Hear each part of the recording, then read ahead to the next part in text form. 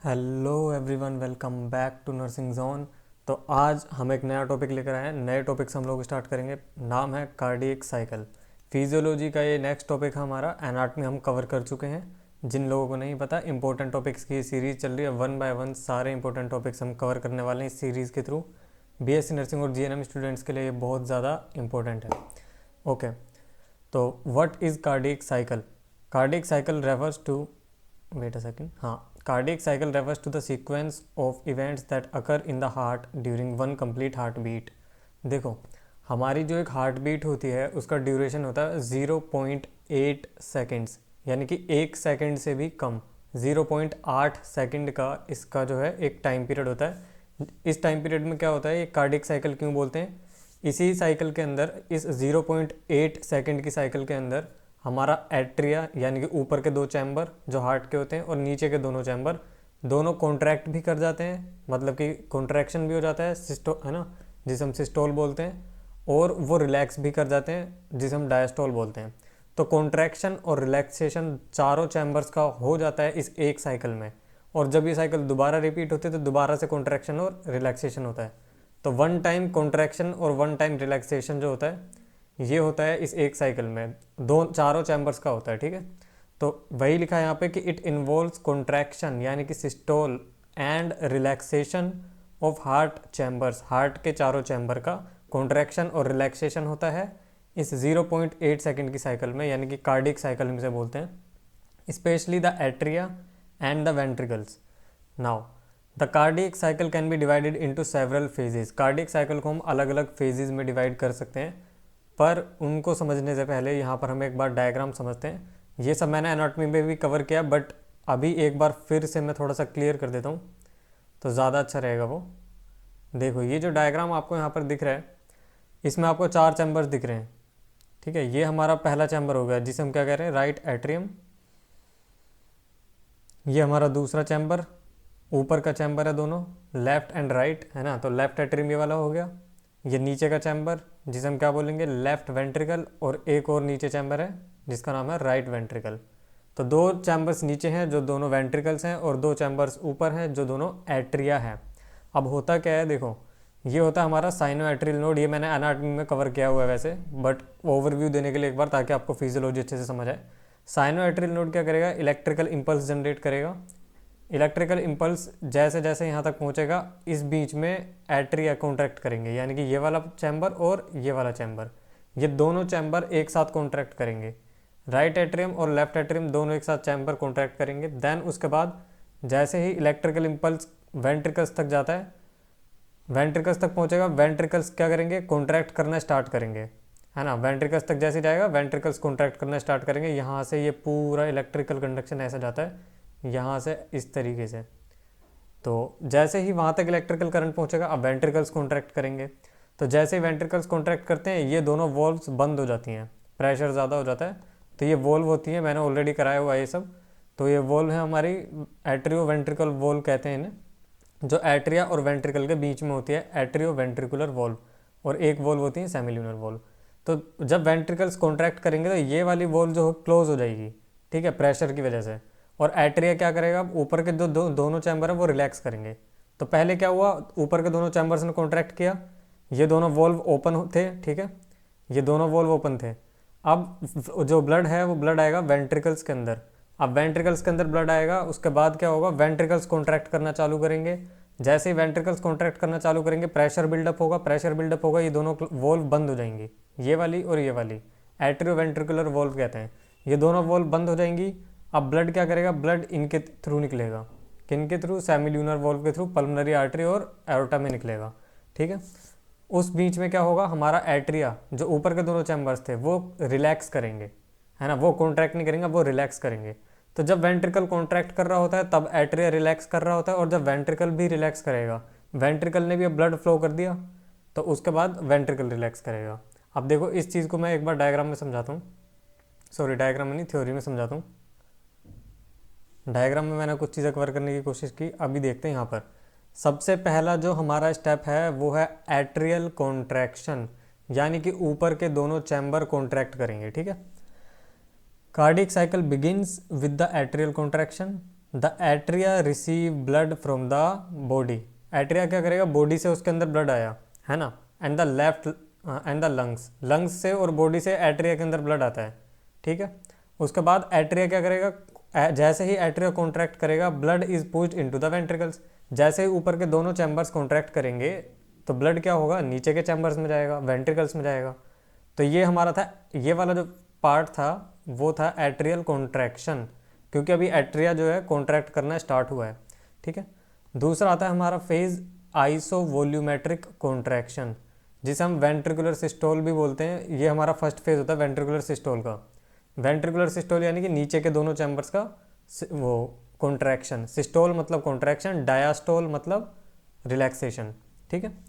तो अब क्या होगा, आइसोवोल्यूमेट्रिक कॉन्ट्रैक्शन होगा। इसका क्या मतलब है, वेंट्रिकल्स कॉन्ट्रैक्ट करेंगे leading to rise in pressure. देखो अब ब्लड क्या था, ऊपर से नीचे की तरफ आ गया, वेंट्रिकल्स में आ गया। अब वेंट्रिकल्स कॉन्ट्रैक्ट करना चालू करेंगे, इसकी वजह से क्या होगा, प्रेशर बिल्डअप होगा। प्रेशर बिल्डअप होगा तो क्या होगा, जो एवी वॉल्व है, जो एट्रियो वेंट्रिकुलर वॉल्व है, दो वॉल्व होती हैं, ट्राइकस्पिड और बाइकस्पिड। ये ऑलरेडी कराया हुआ है, एनाटॉमी का लेक्चर देख सकते हो आप। तो अब नीचे के चैम्बर्स में जो है प्रेशर जनरेट हो गया, प्रेशर ज़्यादा हो गया तो उसकी वजह से क्या होगा, ब्लड ऊपर की तरफ जाना चाहेगा, लेकिन बैक फ्लो नहीं होता।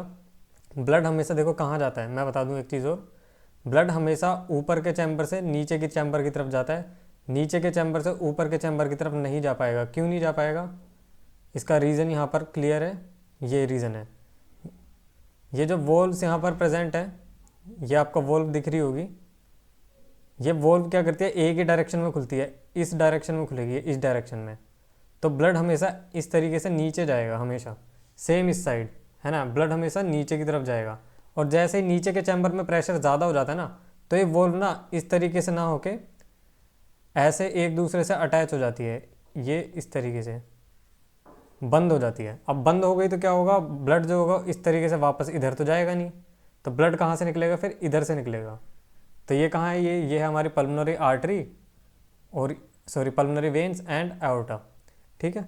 तो कुछ इस तरीके से होता है पल्मोनरी आर्टरी एंड एओर्टा। तो ये इस तरीके से वॉल्व वर्क करती है हमारी। तो अब उसी चीज़ को समझते हैं दोबारा।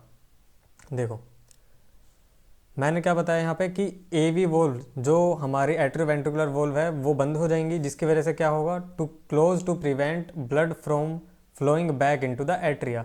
यानी कि नीचे के चैम्बर से ऊपर के चैम्बर में जाने से रोक रही है वॉल्व।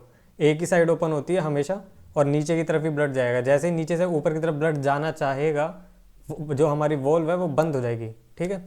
और उसके बंद होने की वजह से एक साउंड प्रोड्यूस होती है जो हार्ट की साउंड होती है। हार्ट की साउंड धक धक नहीं होती है, जो अभी तक हमने बॉलीवुड में सुना है वो नहीं होता। हार्ट की जो एक्चुअल साउंड होती है वो होती है लब डब, ठीक है। तो पहली साउंड जो होती है वो हमारी होती है लब, LUB यहाँ पर आपको दिख रहा होगा, लब साउंड ऑफ हार्ट बीट। ये क्यों होती है लब साउंड, क्योंकि हमारी जो एवी वॉल्व है वो बंद हो गई। तो एवी वॉल्व कुछ इस तरीके से बंद होती है, झटके से बंद होती है एकदम फटाक से। तो उसकी वजह से क्या होता है, एक साउंड जनरेट होती है, उस साउंड को हम कहते हैं लब, ठीक है। नाउ द सेमील्यूनर वॉल्व्स, जो सेमील्यूनर वॉल्व है पल्मोनरी और एओर्टिक आर्टरी के उसमें जो कनेक्टेड है, remain close during this phase and no blood is ejected yet. तो ये जो फर्स्ट फेज है ना वेंट्रिकल कॉन्ट्रैक्शन का, इसमें क्या होगा कि एंड कहाँ पे होगा, एवी वॉल्व बंद हो जाएगी, तो ये फेज बंद। अब इसके बाद हमारा दूसरा फेज चालू होगा वेंट्रिकल कॉन्ट्रैक्शन का, ठीक है। दूसरा फेज क्या होता है, वेंट्रिकुलर इजेक्शन।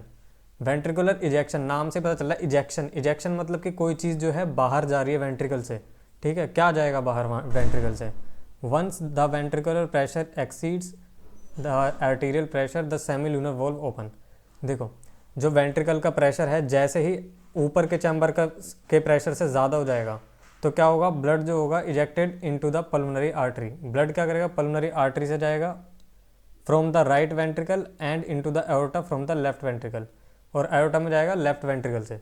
तो ये होता है कि जब ऊपर के चैम्बर्स का प्रेशर कम हो जाता है और नीचे के चैम्बर्स का प्रेशर ज़्यादा हो जाता है, तो एवी वॉल्व तो पहले ही बंद हो गया था, है ना, वेंट्रिकुलर वॉल्व बंद हो चुका था, लेकिन अब ब्लड क्या करेगा, कहीं से तो निकलेगा। तो वो कहाँ से निकलेगा, सेमील्यूनर वॉल्व के थ्रू जाएगा। सेमील्यूनर वॉल्व ओपन होगी और ब्लड पल्मोनरी आर्टरी में जाएगा और एओर्टा में जाएगा, है ना, लेफ्ट एंड राइट वेंट्रिकल के थ्रू। इस फेज को, this phase is responsible for majority of the blood flow out of the heart. तो इस वाले फेज में जो होता है ना, इसमें मेजोरिटी जितना भी बहुत सारा ब्लड जो है हार्ट के थ्रू पास आउट हो जाता है। वेंट्रिकल जो है बहुत सारा ब्लड इसमें से पंप कर देता है इस फेज़ में, ठीक है। This is called ventricular ejection phase, जो कि सेकंड फेज है वेंट्रिकुलर सिस्टोल का, ठीक है। यहाँ तक क्लियर हुआ। अब फोर्थ में देखो, चौथा फेज क्या स्टार्ट होता है, isovolumetric relaxation after ventricular ejection both atria and ventricle are momentarily relaxed. देखो अब क्या हुआ, वेंट्रिकल से भी ब्लड निकल गया, यानी कि ऊपर के चैम्बर ने नीचे के चैम्बर में भेज दिया था, नीचे के चैम्बर ने क्या किया, ऊपर तो जाएगा नहीं तो कहीं से निकलेगा, वो कहाँ निकला, सेमिलूनर वॉल को ओपन करके पल्मोनरी आर्टरी और उसमें क्या कहते हैं एओर्टा में, ठीक है, पल्मोनरी आर्टरी और एओर्टा के थ्रू बॉडी में और लंग्स में चला गया, ठीक है। अब वेंट्रिकल्स ने भी ब्लड निकाल दिया, एट्रिया ने भी ब्लड निकाल दिया, अब दोनों क्या करेंगे, दोनों एक साथ रिलैक्स करेंगे, ठीक है।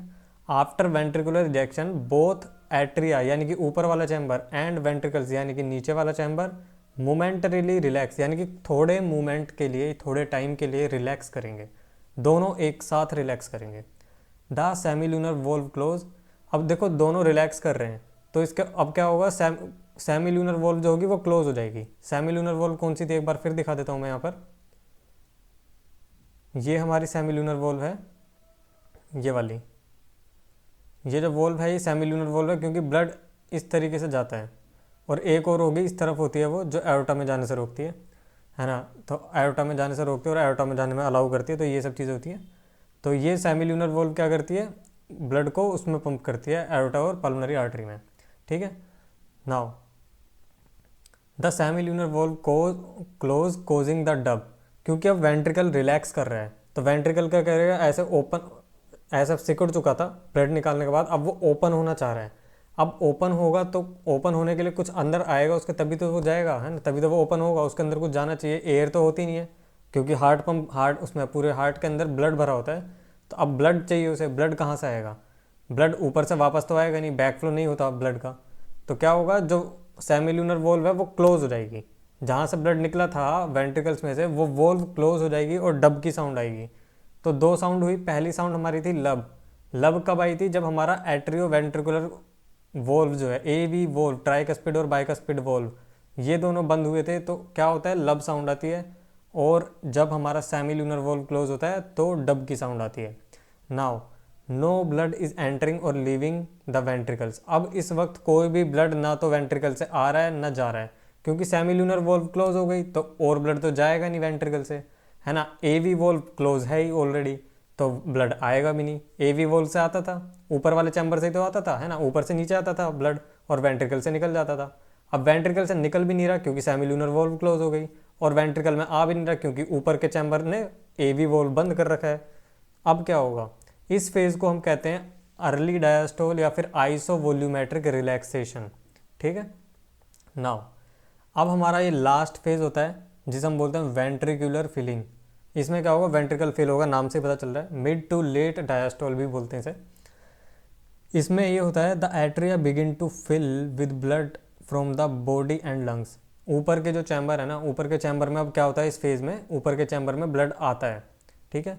As the ventricles relax pressure in the ventricles decrease and AV valve open, अब क्या होगा, वेंट्रिकल रिलैक्स करेगा, ऊपर के चैम्बर में तो ब्लड आ ही रहा था, है ना, ऊपर का चैम्बर कहाँ से ब्लड ले रहा था, बॉडी से ले रहा था और लंग से ले रहा था, अब ऊपर के चैम्बर में ब्लड आ रहा है धीरे धीरे, साथ ही साथ जो वेंट्रिकल है वो रिलैक्स करना चाह रहा है, ठीक है।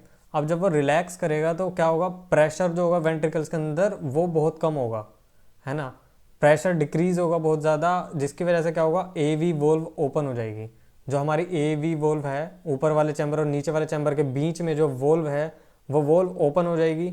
क्या होगा, फिर ब्लड फ्लो होगा passively from atria into ventricles, यानी कि ब्लड ऊपर वाले चैम्बर से अब नीचे वाले चैम्बर में आएगा। अब जैसे ही ऊपर वाले चैम्बर से नीचे वाले चैम्बर में आ गया तो वापस से कौन सा फेज स्टार्ट हो जाएगा, वापस से एट्रियल कॉन्ट्रैक्शन स्टार्ट हो जाएगा। तो देखा, एट्रियल कॉन्ट्रैक्शन से हम स्टार्ट करा था हमने, और वापस कहाँ पर आ गए हम, घूम फिर के एट्रियल कॉन्ट्रैक्शन पे ही आ गए, and this is called as cardiac cycle, क्योंकि ये साइकिल बन रहा है, पूरा लूप बन रहा है, एक फेज जहाँ से हम स्टार्ट होते हैं वही फेज दोबारा से रिपीट हो रहा है, that's why it is called as cycle, and heart में हो रहा है इसलिए कहते हैं कार्डियक साइकिल। तो एक चीज़ और समझो यहाँ पर, cardiac cycle refers to the sequence of events that occur in the heart due progress begins again, ठीक है। क्योंकि जो प्रोसेस है वो प्रोसेस दोबारा से हो रही है, बिगिन से हो रही है, दोबारा बिगिन हो रही है। Now cardiac cycle is coordinated, the cardiac cycle is coordinated and rhythmic process that ensures the continuous flow of the blood throughout the body. कहने का मतलब ये है कि जो कार्डिक साइकिल है बहुत कोऑर्डिनेटेड होती है, यानी कि कोऑर्डिनेशन होता है, ऊपर वाले चैम्बर नीचे वाले चैम्बर में कोऑर्डिनेशन है। दोनों जो वोल्व है, सेमिल्यूनर वोल्व, एट्रिकुलर और वेंट्रिकुलर वोल्व, दोनों वोल्व के, चारों वोल्व के अंदर जो है वो है क्या कहते हैं, एक कोऑर्डिनेशन है, एक रिदम बैठा हुआ है हार्ट में, है ना। साइनोएट्रियल नोड जो इलेक्ट्रिकल इंपल्स भेजता है हार्ट में, उसका भी एक रिदम है अपना। कहने का मतलब ये है कि जो कार्डिक साइकिल है बहुत ज़्यादा कोऑर्डिनेटेड है, आपस में कनेक्टेड हैं सारे चैम्बर्स, और एक रिदम में काम करते हैं, जिसकी वजह से क्या होता है, कॉन्टीन्यूसली ब्लड जो है फ्लो होता है पूरी बॉडी में। ठीक है। Now the cardiac cycle is regulated by the electrical conduction system of the heart which includes sinoatrial node, ये मैंने ऑलरेडी बताया, and atrioventricular node and the conducting fibres in the heart muscle. तो ये तो है ही, ये मैंने बता चुका मैं कि यहाँ पर हमारा साइनोएट्रियल नोड था, यहाँ पर हमारा एट्रियोवेंट्रिकुलर नोड था, and this is conducting fibres जो यहाँ पर लिखा हुआ है, ये जो येलो कलर के जा रहे हैं ये हमारे कंडक्टिंग फाइबर्स हैं। ओके, सो आज की वीडियो में इतना ही, अगली वीडियो में मेंस्ट्रुअल साइकिल पढ़ेंगे। तो आज हमारे टॉपिक यहीं ख़त्म होता है। आई होप आपको क्लियर हुआ होगा, अगर क्लियर नहीं हुआ है तो आप कमेंट सेक्शन में मुझे बता सकते हैं। फिर भी कोई डाउट हो इस वीडियो से रिलेटेड तो आप मुझे टेलीग्राम पर और इंस्टाग्राम पर मैसेज कर सकते हैं, लिंक मैंने डिस्क्रिप्शन में भी दिया हुआ है। पुराने वीडियोज़ अगर देखने हैं इस प्लेलिस्ट से रिलेटेड तो प्लेलिस्ट का लिंक भी डिस्क्रिप्शन में है, पूरी प्लेलिस्ट आप वहाँ पर जाके चेकआउट कर सकते हो। और आई होप आपको वीडियो अच्छा लगा हो। अगर अपने नोट्स नहीं बनाए अगर आपने, तो ये नोट्स मैं आपको प्रोवाइड कर सकता हूँ अपने उस पर टेलीग्राम चैनल पर और इंस्टाग्राम चैनल पर मुझे मैसेज कर देना कहीं भी, वहाँ से मैं आपको PDF में नोट्स दे दूँगा। तो मिलते हैं अगले वीडियो में।